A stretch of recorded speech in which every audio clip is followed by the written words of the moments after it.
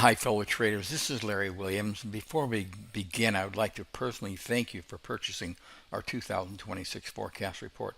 I spend countless hours during the year trying to figure out cycles, do a lot of free stuff on YouTube. It wouldn't be possible without the purchase of the forecast report. So thank you from both Louise and I. With that, let's get going.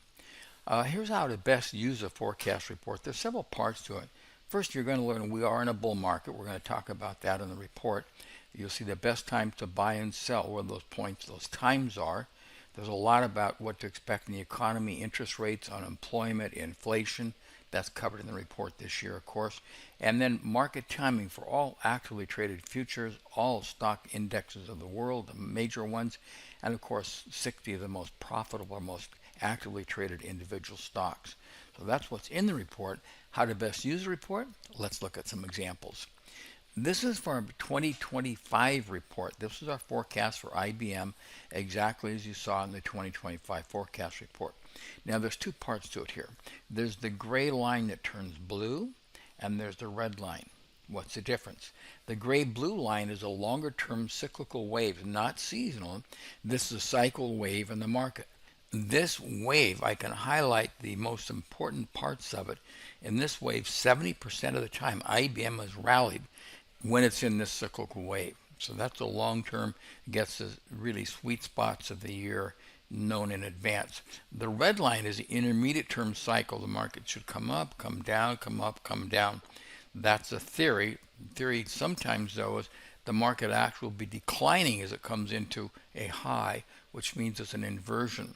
So I look at these red points here, here, and here as turning points in the market. If the market is going up while this is coming down and gets into this area, it will then start to reverse and go in the other direction.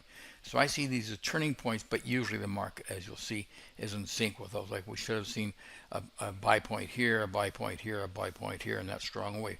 In theory, that should have happened in IBM in 2025. Of course, none of this was known when I did this forecast report. How did it pan out? Well, here it is. There was one arrow, the other one, and the other one.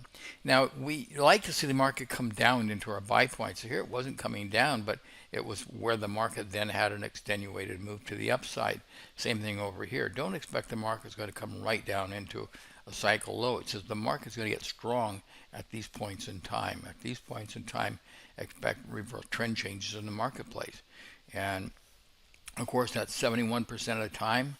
When we saw the market 70% of the time, the market's just strong. Well, there it was from right here all the way up to here. That wave cycle came true again in 2025. Well, let's look at another example. This is NVIDIA, of course, the big stock everybody has followed. So reversal points here, here, here, here, and an 87% chance of, in the past, when we're in this cycle wave, it's not seasonal again, in this wave, NVIDIA has rallied. So how did it turn out? Well, there's that 87% rally. We went from about, 150 all the way up to 200. Nice rally in the market. These were the cyclical lows that we had looked for, but pretty much followed the path. I see these as a road map, not a specific path, but a road map. Like, yeah, this is the direction, the general wave structure the market will take. That's the way I use these. Here's another example. This is particularly interesting, Micron Technology. Now, it said they should have a huge chance, 70% of a rally late starting in the middle of October in 2025. And you can see the red line, the cyclical intermediate term highs and lows in the marketplace. Now, during the year, I start getting emails here, here, here. Have things changed? What's the difference now, Larry? These are set in stone. They don't change. This forecast report is what it is. So I can't change these. They are what they are. They have to stand on their own two legs. Otherwise, I'm continually adapting to it, right? Well, yeah, sure, later on we get more information. Cycles may change in here in a little bit. But in terms of the report, this is it. They're cast in stone. How did that stone look out? Well, here it is. There was that rally. Suddenly, the fall of the year, wow, Micron really took off. Starting first part of October, middle of October, there it is. And those are the points when we'd be looking for buy signals. So hopefully that helps you understand how to use it.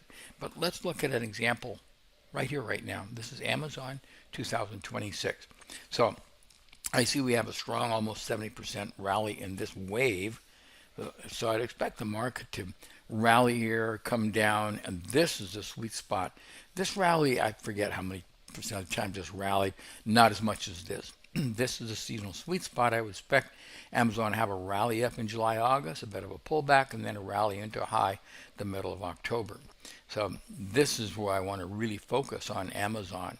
If I have a position in the stock I could add on here, or if I want to add to the stock, I'd be adding here, and of course particularly here and here. And these should be reversal points in the market, as I mentioned earlier. And I do talk about this in the report. So read that. I talk about the visual aspect of cycles.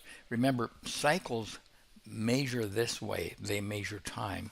They don't measure this way. Some people say, oh, Larry, the cycle's up here at 250 and the stock, will it go there? No. This just is the natural sine wave, up, down, up, down. Cycles, price measures this way, right? Cycles are about time. They're timing. This is the time to look for reversal points in the market, most likely to the long side of the market. Timing, that's what cycles are about, not necessarily price magnitude, as I've written about. And of course, I wrote about it again in this year's report. Here's another forecast, bookings. So starting about the middle of June, we have a 73% opportunity. In the past, when we've been in this wave of the cycle, longer term cycle, bookings has rallied. So, wow, we have potential market high here, probably a reversal point. But I definitely want to start looking for buy signals, taking trend change signals to the upside in bookings about this time, because that's been the really sweet spot of the year coming up in 2026. And of course, you look for buy points here and here. Well, I think you probably got it right.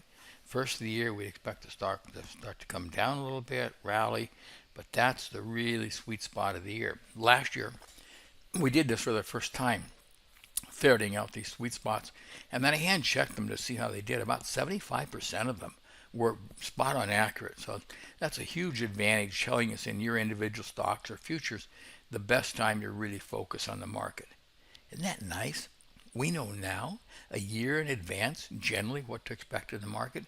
Everybody else just has a blank screen looking at what is going on. They don't know. Well, we have a pretty good idea what's going to happen in the marketplace a year in advance. Here's a timing report. This is the major cycle for 2026. I expect we'll see a little bit of a dip here in December, then start to come up, and then we come down. And here's look at that big rally. We've been up 90% of the time, going way back to the 1900 in this wave of the cycle. This is the 4-year pattern I talk about. And my gosh, it gets really bullish here. So probably June, I think that's when we're going to see the low. But cycles are general roadmap. So yeah, we come up, we come down. But in this time period, you don't be frightened if the markets have a big sell-off. If they're strong, there's even a better opportunity to buy in here. This is a really strong point. 90% of the time it's rallied in this wave of the cycle.